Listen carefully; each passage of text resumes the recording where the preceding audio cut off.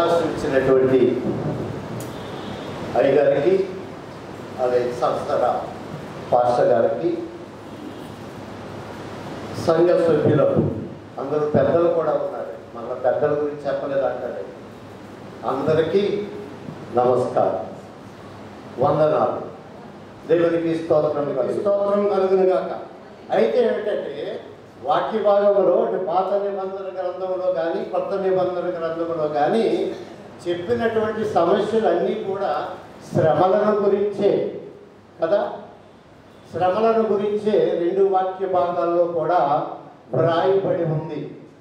శ్రమలు యేసు ప్రభువు వారు పొందబోతున్నటువంటి శ్రమలు, ప్రజానీకానికి రాబోతున్నటువంటి శ్రమలు పాత నిబంధన గ్రంథంలో మన పాఠ్య భాగంలో వివరించబడినది, తెలపబడుతున్నది. ఏమిటి అని అంటే మనకు రాబోయేటువంటి శ్రమలను గురించి. ఇది సువార్త గ్రంథంలో రాయబడినటువంటి మాటలను బట్టి చూస్తే యేసు ప్రభువు వారు అతి త్వరలో పొందబోతున్నటువంటి శ్రమలను గురించి. ఏమైనా కానీ శ్రమలు ఆయన రాజ్య స్థాపన కొరకు. దేవునికి స్తోత్రం కలుగునుగాక. దానియేలు గ్రంథములో 12వ అధ్యాయము 1వ వచనంలో ఏం కనపడుతుందంటే గొప్ప శ్రమల కాలమును గురించిన వచనం కనపడుతూ ఉంది. వచనం అనండి లేక ప్రవచనము అనండి. ఈయన ప్రజల పక్షంగా నిలుచుటకు మిఖాయేలు దేవదూత వచ్చుట లేక వచ్చును అని ఉంది. ఈ మాటలు ఎవరు చెప్తున్నారు అని అంటే 4వ వచనంలో అది వివరించబడింది. ఎవరట? గబ్రియేలు అనేటువంటి దూత. ఇక్కడ దూతల్లో అందరూ ఒకే రకమైనటువంటి దూతలు ఉండరు. ఈ అమ్మగారు ఒక చీర పట్టుకుంటారు, ఇంకో అమ్మగారు ఇంకో చీర పట్టుకుంటారు కదా. అలాగే రకరకాల చీరలు, రుచులు మనకు ఎలా ఉంటాయో దేవదూతల్లో కూడా కేటగిరీస్ ఉన్నాయి. కేటగిరీస్ అంటే అందులో వర్తమానాలు తెచ్చేటువంటి కేటగిరీ ఒకటి ఉంది. లోకాసు వార్తలో చూస్తాం. మరియ గారికి గబ్రియేలు అనేటువంటి దూత వచ్చాడు, యోసేపు దగ్గర కూడా వచ్చాడు.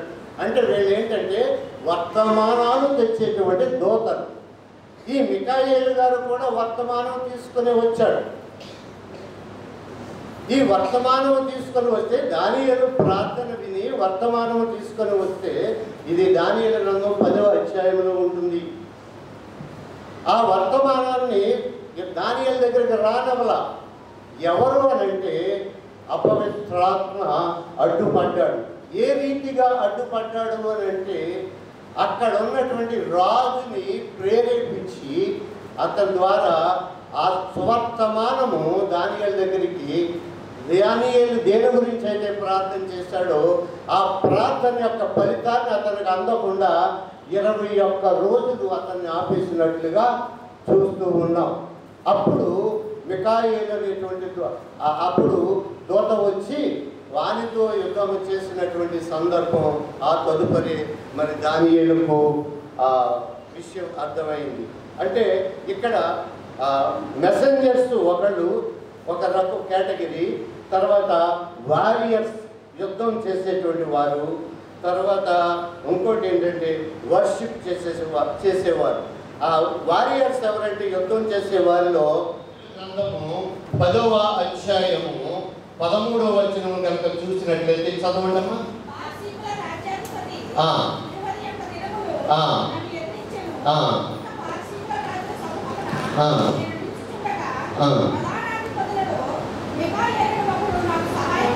మిఖాయేలు అను ఒకడు నాకు సహాయం చేశాను. ఇప్పుడే సందర్భం చెప్పుకున్నాం. అలాగే వర్షిప్పర్స్ ఉన్నారు.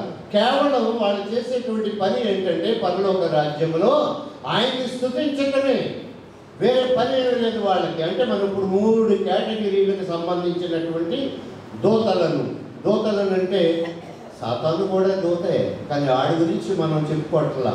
దేవదూతలు దేవుని స్తుతించేవారు, ఆయన యొక్క వర్తమానాలను తీసుకొని వచ్చేవారు, సాతానుతో యుద్ధం చేసేవారు.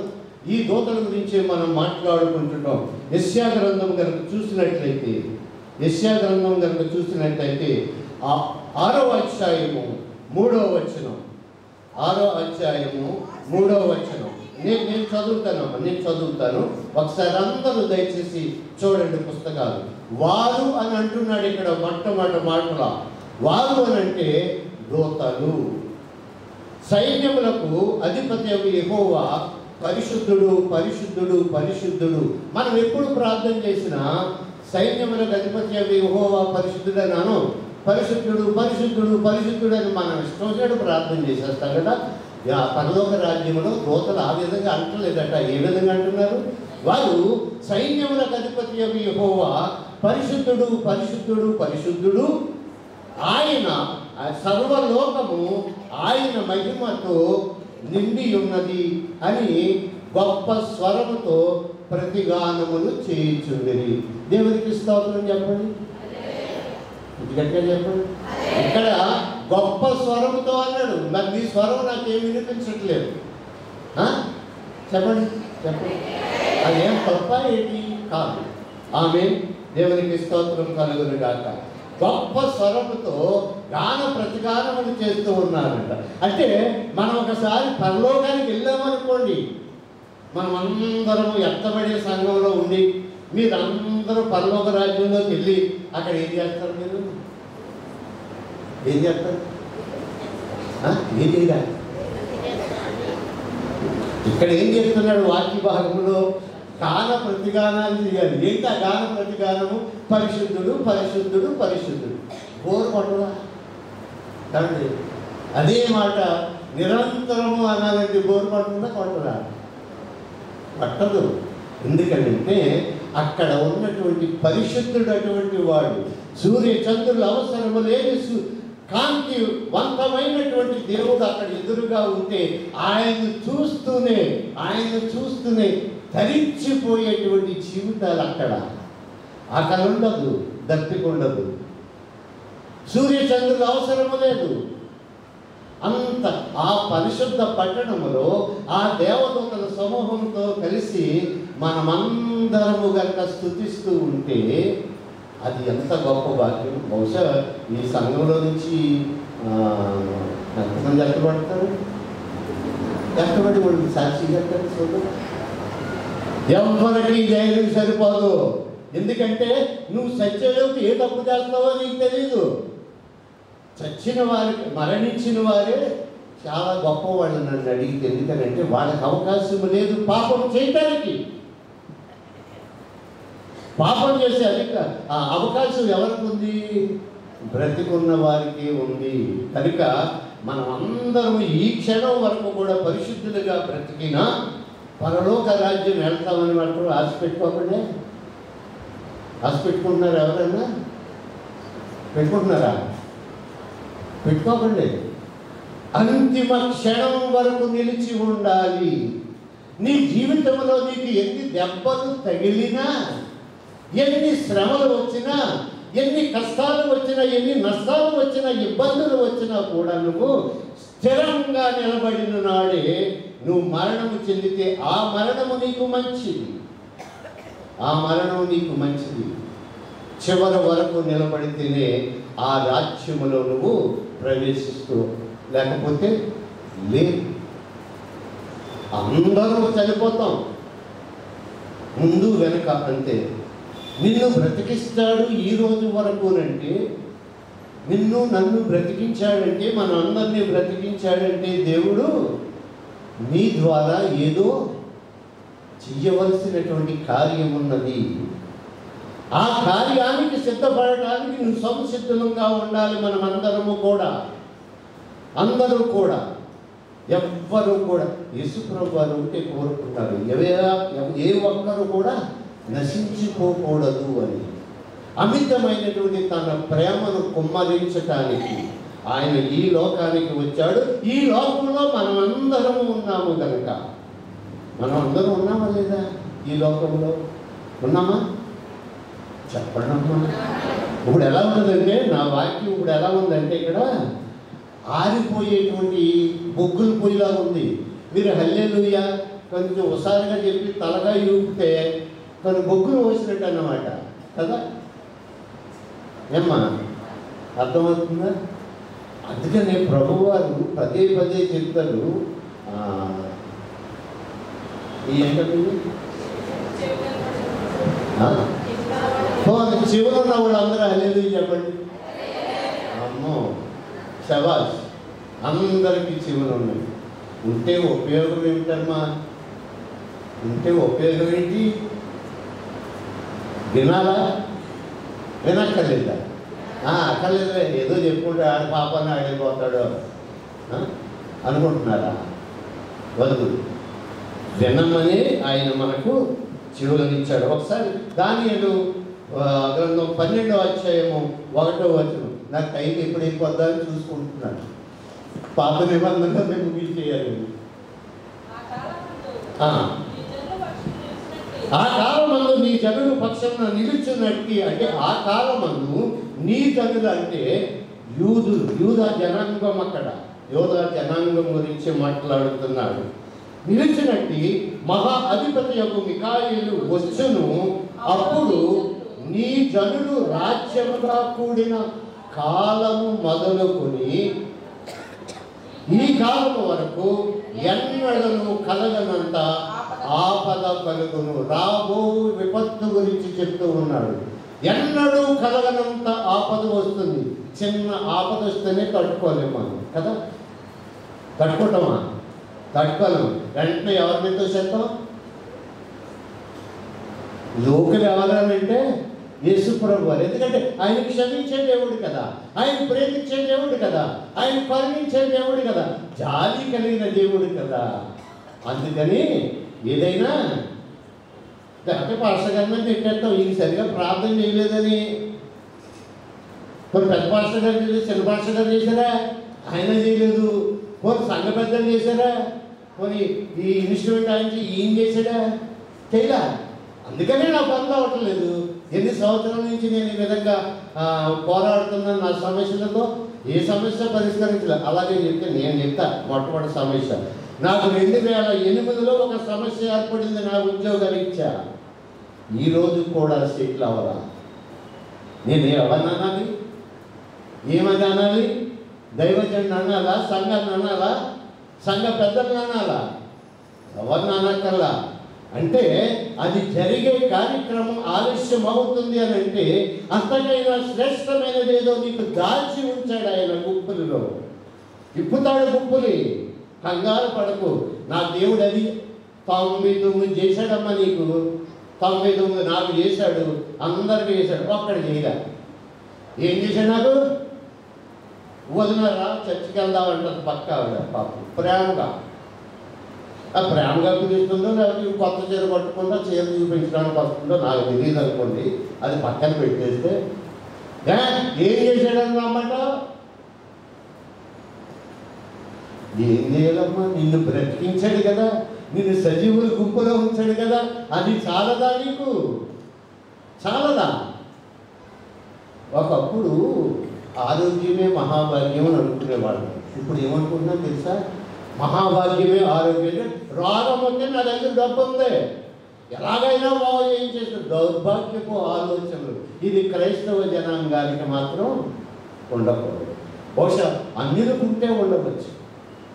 అన్యుల్లో కూడా ఒక క్రమశిక్షణ ఉంటుంది.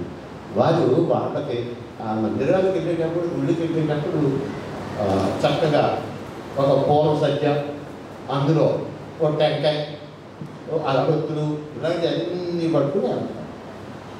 లైన్లో నిలబడి మరీ వెళ్తాం.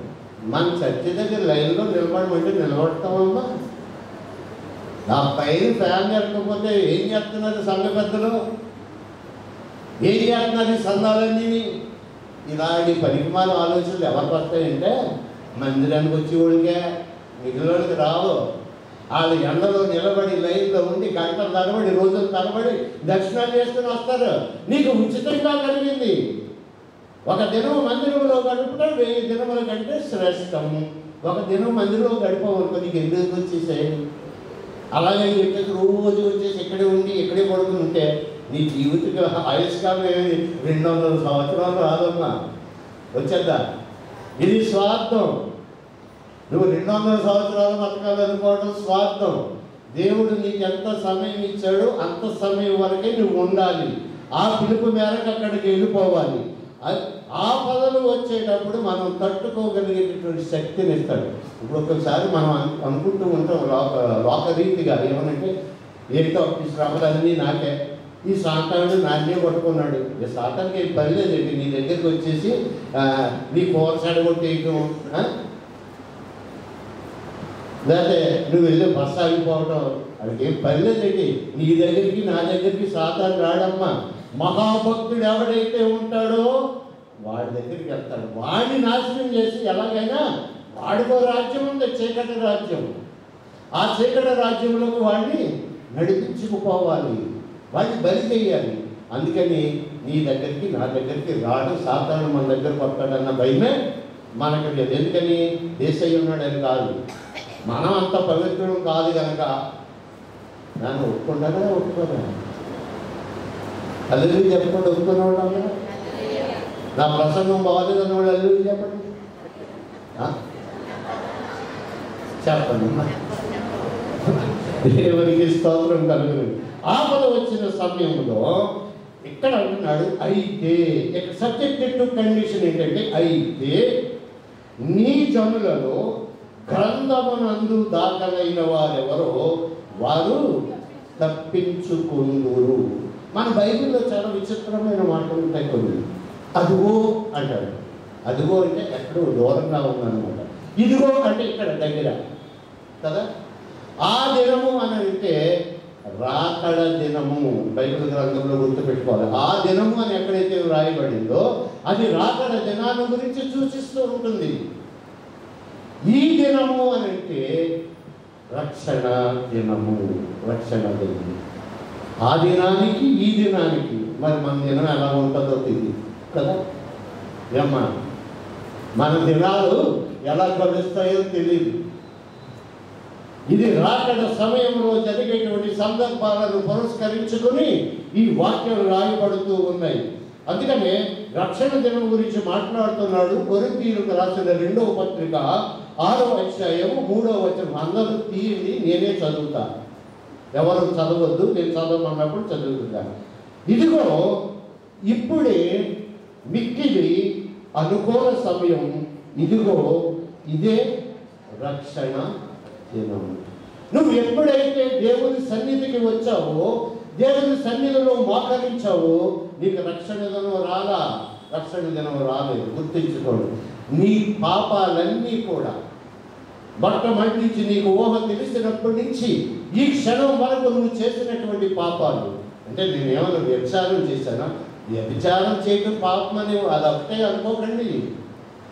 తిట్టడం పాపం, పక్కనున్న వాడికి సువార్త చెప్పకపోవడం పాపం, పక్కనున్న ఆమెకి మందిరానికి తోడుకొని రాకపోవడం పాపం.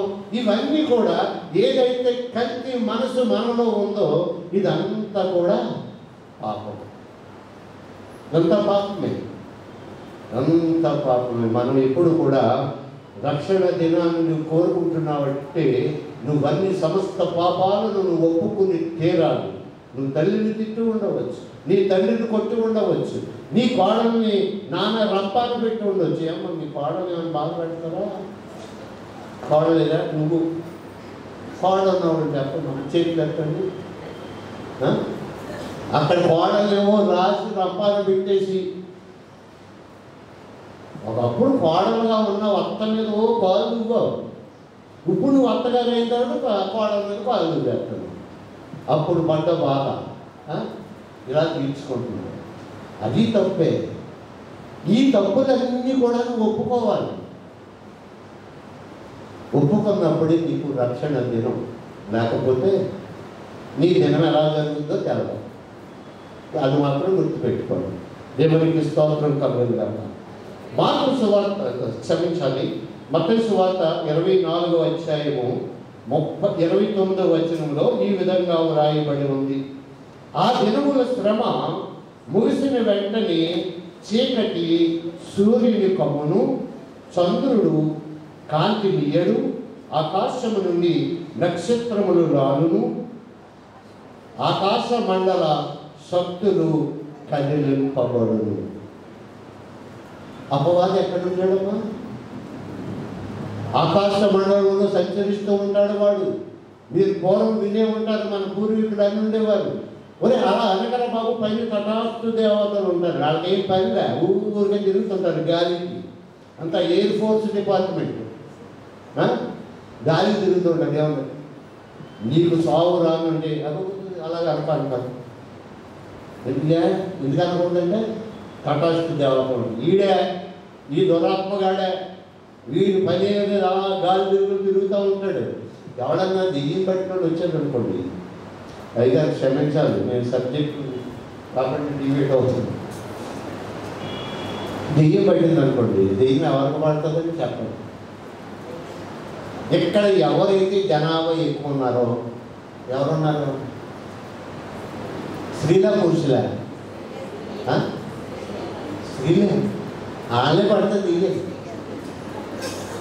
పురుషులు పట్టుకో, ఎందుకంటే దెయ్యం పట్టుకుంటే జుట్టు అట్టుకోవాలి కదా, వీళ్ళు కూడా.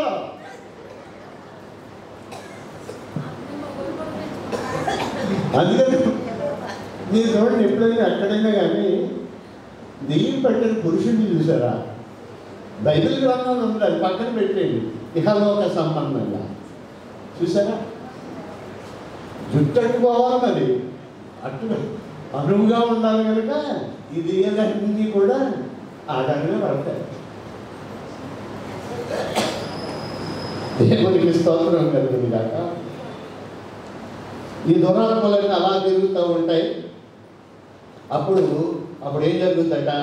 మనుష్య కుమారుడు ప్రభావముతోనూ ఆకాశ మేఘాలుడై వచ్చుట చూసి భూమి మీదున్న సకల గోత్రముల వారు రొమ్ము కొట్టుకొందురు. యేసు ప్రభు వారిని ఒక్కసారి మనం పరిశీలన చేసుకుంటే, ఒకసారి గుర్తు చేసుకుని ఉంటే, యేసు ప్రభు వారు నీ పాపం నిమిత్తం, నా పాపం నిమిత్తం ఆయన శిలువకు అప్పగించబడ్డాడు. అంతేనా? ఆయన ఏమైనా పాపం చేసినా లేదు కదా. ఇకనే ప్రతి సందర్భంలోనూ నీతిమంతుని జ్ఞాపకం చేసుకోవడం మంచిదని, ఎవరన్నా చనిపోతే జ్ఞాపకార్థ కూడికి కానీ ఇంకో కూడికి కానీ దేనికైనా కానీ ఇదే చెప్పేస్తూ ఉంటారు. నీతిమంతుని జ్ఞాపకం చేసుకోవాలంటే సందర్భం ఏదైనా కానీ, అది చావైనా పుట్టికైనా వారి పిల్లైనా ఏదైనా కానీ నీతిమంతుని జ్ఞాపకం చేసుకోమండి. యేసుప్రభు వారు ఒక్కడే నీతిమంతుడు, ఆయన్ని జ్ఞాపకం చేసుకోమని చెప్పాడు. కానీ ఈ చచ్చిపోయిన నీతిమంతుడని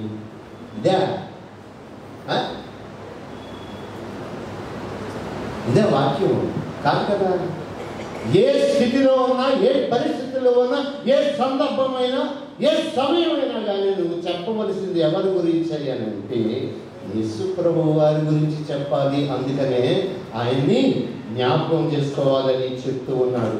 వాక్యం దానియేలు గ్రంథం 12వ అధ్యాయం 1వ వచనం భాగంలో ఏమని ఉంటుందంటే, రాకడ కాలంలో జరగబోవు విపత్తులు, యుద్ధాల గురించి చెప్పబడింది. అయితే నీ జనులలో గ్రంథమందు దాఖలైన వారెవరు తప్పించుకొందరు. వారు తప్పించుకుంటాము అన్నట. ఎలాగా? ఆ గ్రంథం అందు వ్రాయబడితే. ఈ గ్రంథాలు కూడా 2 ఉన్నాయి, వాక్య భాగంలోనే ఉన్నాయి. జీవ గ్రంథము, మరేంటి దాని పేరు మరొక గ్రంథము అని ఉంటుంది వాక్య భాగంలో. ఆ మరొక గ్రంథంలో మనం అందరము ఉంటాం కదా, అంతేనా? జీవగ్రంథం ఉండమే ఉన్నాం. నిక్కల్సే చెప్పేస్తున్నట్టు మళ్ళీ ఎంతో ముందు ఆలోచించుకోకుండా. తెలుసు కదా, ఒక ఆవిడ అంటారా, ఈ అమ్మ మీ ఆయనకేమో చాలా బంగారం, మీ ఆయన ఇంద్రుడు చంద్రుడు అనంట. ఏం మాట్లాడుతున్నారు? మా ఆయన బరువేట నాకు అలా. మన పరిస్థితి ఏంటో మనకు తెలుసు. అంటే ఇక్కడ బరువు చెప్పుకోవాలనుకోకుండా వీడు ఎంత పనివాడో, ఎంత సంపాదిస్తాడో, ఎంత తెలివితేటలు గలవాడు అని అర్థం. అక్కడ బరువు చెప్పుకోవాలి. మీరు ఆలోచన చేయాలి. దేవునికి స్తోత్రం కలుగు. ఆ మత్తయి సువార్త 24:21 వచనంలో కనుక చూసినట్లయితే, లోకారంభము నుండి ఎప్పటి వరకును అట్టి శ్రమ కలగలేదు, ఇక ఎన్నడను కలగబోదు. అటువంటి శ్రమలు రాబోతున్నాయి. శ్రమను తట్టుకునేటువంటి శక్తిని ఇమ్మని మనం దేవుణ్ణి ప్రార్థించాలి. శ్రమలను తట్టుకునేటువంటి శక్తి మనకి కావాలి. ఆ శక్తి బహుశా ఎన్ఎండి సంఘ సభ్యులందరికీ ఉందని నేను ప్రగాఢంగా విశ్వసిస్తున్నాను. దేవునికి స్తోత్రం కలుగును గాక. వెంటబడే సంఘ సమూహంలో మన సభ్యులందరూ ఉంటారని అనుకుంటున్నాను, నేను తప్ప. మీరు అందరూ ఉంటారు, అక్కడ కూడా మీరు ముచ్చట ఆడుకోవచ్చు. Don't worry.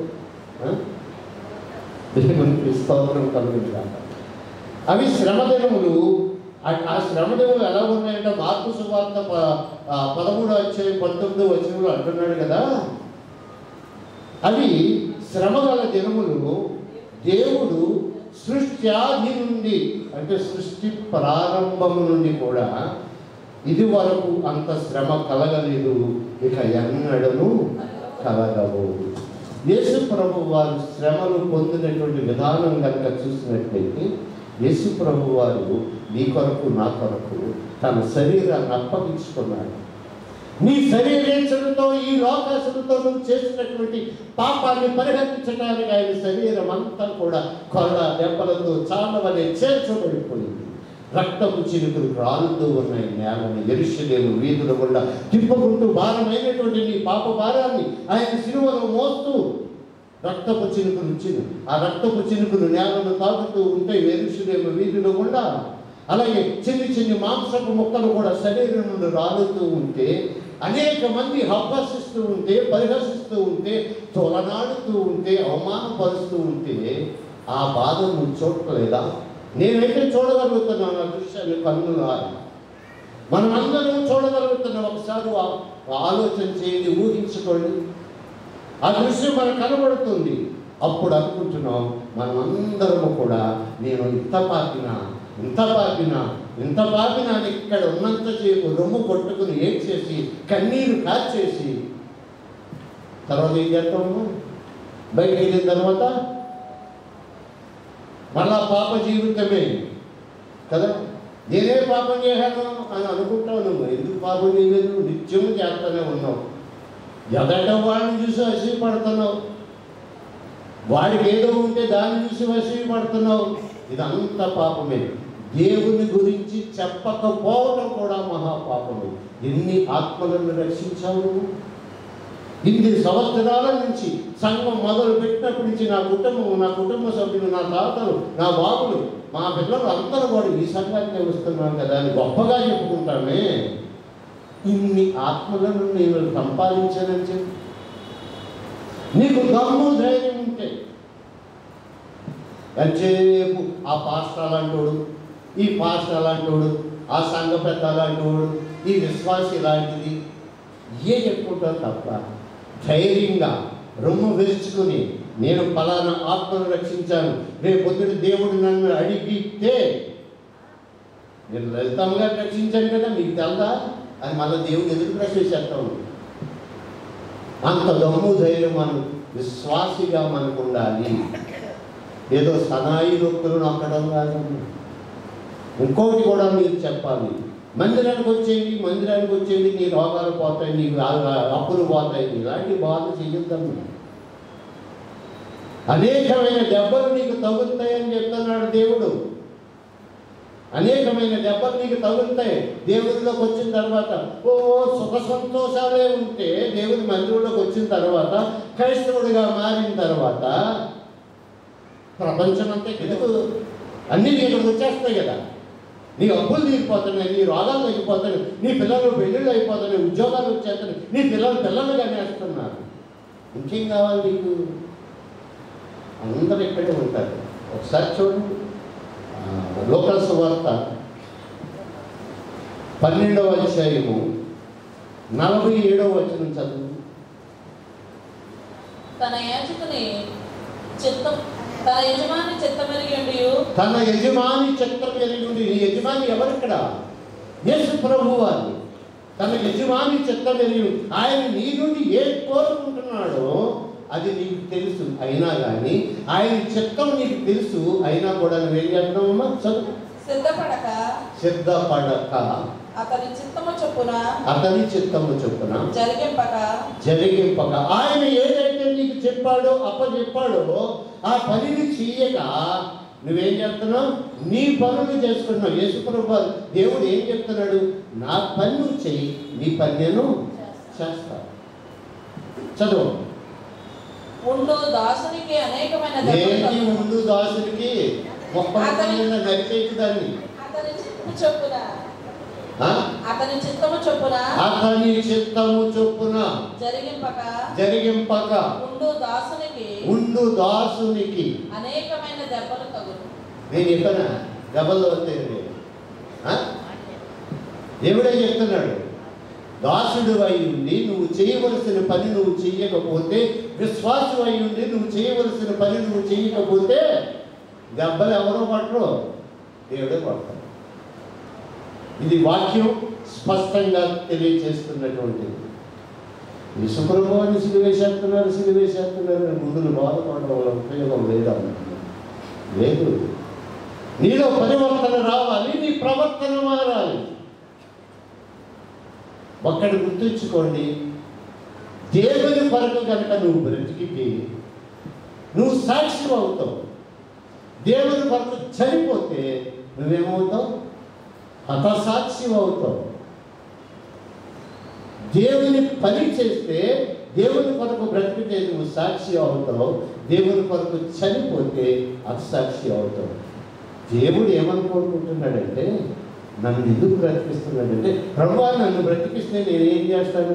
నీ సువార్తను చెప్తాను, నీ సువార్తను అందిస్తాను, అనేక ఆత్మలను రక్షిస్తాను. అది నాకు మంచిదే. నువ్వు నన్ను బ్రతికించినా మంచిదే. నన్ను చంపేసి తీసుకుపోయే వరకు అక్కడ నీ రాజ్యంలో చేరి నిన్ను స్తుతిస్తూ ఉంటా. అది ఇంకా మంచిది నాకు. అంటే బ్రతికినా మంచిదే, నేను చనిపోయినా ఇవన్నీ కూడా దేవుని కొరకు బ్రతికితే మంచిది, దేవుని కొరకు చనిపోతే మంచిది. ఈ మాటలను మనం జాగ్రత్తగా జ్ఞాపకం ఉంచుకోవాలి. అదే దానియేలు గ్రంథం కనుక చూసినట్లయితే 12వ అధ్యాయం 2-3 వచనాల్లో చదవదులు కానీ నేను చెప్తున్నాను వినండి. మృతుల పునరుత్థానమును గురించి చెప్పబడింది. ఇంకోటి ఏంటంటే అంచె తీర్పును గురించి చెప్పబడింది. అంచె తీర్పులో అందరం ఉంటాం, మనం అందరం ఉంటాం. డౌటా ఏమన్నా? తీర్పులో మనం అందరం ఉంటామా లేదా? ఉంటాం. దేవునికి స్తోత్రం చెప్పండి. దేవునికి స్తోత్రం చెప్తే నాకు ఏమవుతుంది అన్నట్టే చెప్తున్నారు కదా. చెప్పండి అమ్మా గట్టిగా. Right, that's right. దేవునికి స్తోత్రం కదా. మృతుల పునరుత్థానమును గురించి చెప్పబడింది. అలాగే అంచె తీర్పును కూడా చెప్పబడింది. ఇక్కడ యోబు గారు అంటాడు ఒక మాట 19వ అధ్యాయము 25వ వచనములో, అయితే నా విమోచకుడు నిన్ను విమోచించువాడు ఎవరట? సజీవుడు, మరణము లేని వాడు. యేసుప్రభు వారి శరీరాన్ని కుళ్ళు పట్టిందా? ఎలా చూసారా? చూడలేదు. చూసి నమ్మిన వారి కన్నా చూడక నమ్మిన వారు ధన్యులు. మనం అందరము ధన్యులం. ఎందుకంటే యేసుప్రభు వారిని మనం ప్రత్యక్షంగా చూడలేదు, కానీ దేవుని యందు అత్యంత విశ్వాసముతో భయభక్తులతో మనం బ్రతుకుతున్నాము కనుక నాకెక్కడితే భయం భక్తి అని అనుకుంటున్నారేమో. మీరు అనుకుంటున్నారా? ఎవరన్నా అనుకుంటున్నారా? నాకు భయం లేదు, భక్తి లేదు. లేకపోతే భయం ఉంది కానీ భక్తి లేదు, భక్తి ఉంది కానీ భయం లేదు. నిలువెచ్చని స్థితి మనకి వద్దు. ఆయన ఒకటే చెప్తున్నాడు, నువ్వు చల్లగానైనా వెచ్చగానైనా ఉండు, అంతేగాని నిలువెచ్చని స్థితిలో మాత్రం నువ్వు ఉండకూడదు. కీర్తన గ్రంథం చూడండి, 16వ అధ్యాయము, దావీదు కీర్తన 16వ అధ్యాయము 10వ వచనం. ఎందుకనగా నీవు నా ఆత్మను పాతాళంలో విడిచిపెట్టవు, నీ పరిశుద్ధిని కుడిపట్టదు. అలాగే యెషయా గ్రంథము 26 అధ్యాయము 19వ వచనం మధ్యలో నుంచి చదువుతున్నాను. నీ మంచు ప్రకాశమానమైనటువంటి మంచు భూమి తనలోని ప్రేతలను సజీవులుగా చేయను. నువ్వు ఎక్కడి నుంచి తీయబడ్డావు? మట్టిలో నుంచి తీయబడ్డావు. ఈ మట్టి నిన్ను ఏం చేస్తుందని వాక్యం చెప్తుంది? నిన్ను సజీవులుగా చేస్తాను అని చెప్తుంది. యేసు ప్రభు వారి మీద అంటే ఆ సువార్త పాఠం ఇందాక చదువుతుంటే విన్నాను కనుక అందులో ఆయన ఏ పాపం ఎరక్కపోయినప్పటికీ అబద్ధ సాక్ష్యాన్ని చెప్పి ఆయన్ను అధిపతుల దగ్గరికి ఈడ్చుకుని వెళ్ళిపోతున్నటువంటి సందర్భం. ఈయన మీద రాజకీయమైనటువంటి ఆరోపణ జరిగింది. ఎందుకనంటే నేను రాజుని అని చెప్పుకున్నాడు అని. ఈయన మతపరమైనటువంటి ఆరోపణ కూడా జరిగింది. అంటే అటు రాజకీయ పరమైనటువంటి ఆరోపణ, ఇక్కడ మతపరమైనటువంటి ఆరోపణ కూడా ఆయన మీద చేయబడింది. మతపరమైనటువంటి ఆరోపణ ఏంటంటే నేను దేవుని కుమారుడని చెప్పుకున్నాడు అని, దేవదూషణ అని, మందిరాన్ని పడగొట్టి 3 దినములలో కడతాను అని, ఈ విధమైనటువంటి మాటలు వీటిని బట్టి ఆయన్ను పిలాతు దగ్గరకు, ప్రధాన యాజకుల దగ్గరకు ఈడ్చుకొని పోతున్నటువంటి సందర్భాలు. యేసు ప్రభు వారిక కొద్ది దినములలో సిలువ వేయబడటానికి అప్పగించబడతాడని తెలిసినప్పుడు ఆయన కిద్రోను వాగు దాటి వెళ్ళినట్టుగా ఉంటుంది. ఈ కిద్రోను వాగు ఎక్కడుందంటే యెరూషలేము దేవాలయం కొండ మీద ఉంటే ఆ కొండ దిగువన ఉన్నటువంటి ఆ వాగది.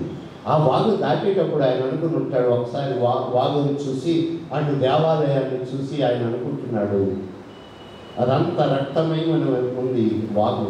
ఎందుకంటే పస్కా పండుగ దినాన్న అనేక లక్షల జంతువులను బలిచ్చారు కనుక ఆ పై నుండి కారుతున్నటువంటి రక్తపు దారులన్నీ కూడా ఈ వాగు ద్వారా వస్తుంటే ఆయన ఆ వాగు దాటుతూ అనుకుంటున్నాడు, ఇక కొద్ది దినములలో ఇంకా ఈ రక్తము చిందించవలసిన ఈ వాగులో, ఈ కిద్రోను వాగులో రక్తము కనిపించదు. ఎందుకనంటే నేను మీ అందరి పాపముల నిమిత్తము నేనేమైపోతున్నాను, సిలువలో ఏదో మనకు ఒక నాట్ సాగుతుంటుంది, అందరి కొరకు ఒక్కడు కొరకు అందరు. ఆ ఒక్కడి కొరకు మనం అందరం త్యాగం చేస్తున్నామో లేదో నాకు తెలియదు, కానీ ఆయన అయితే మట్టుకు మనందరి కొరకు ఆయన త్యాగం చేశాడు.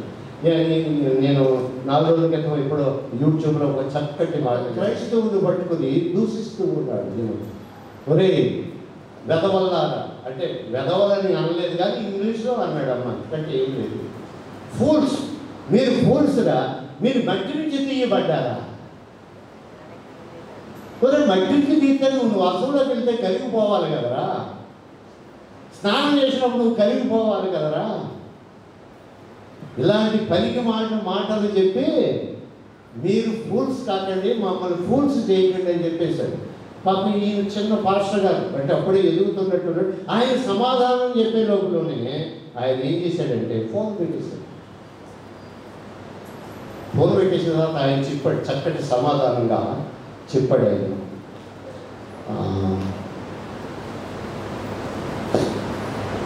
అగ్నిమయమైనటువంటి మట్టి నుండి కొమ్మలు మట్టి చేసిన తర్వాత ఏం చేస్తాడమ్మా, కాల్స్తాడు. అగ్నిమయమైనటువంటి మట్టి నుంచి తీశాడు కనుక, అది వాక్య భాగంలో ఉంది, ఆ రిఫరెన్స్ రాయలేదు, క్షమించాలి. కనుక నువ్వు కలిగిపోతుంది. ఆ సమాధానం కొరకు వాడు విన్నది. ఈ రోజున ప్రతి ఒక్కడు కూడా యేసు ప్రభు వారిని దూషించటం, విశ్వాసులందరినీ గొర్రెలు అంటే నిజమే గొర్రెలం, మేము దేవుని మాటకు కట్టుబడి నడుస్తున్నటువంటి గొర్రెలం. కలుగును కాక. ఒక్క మాట చదివి నేను ముగించేస్తాను, దయచేసి ఏమీ అనుకోకండి.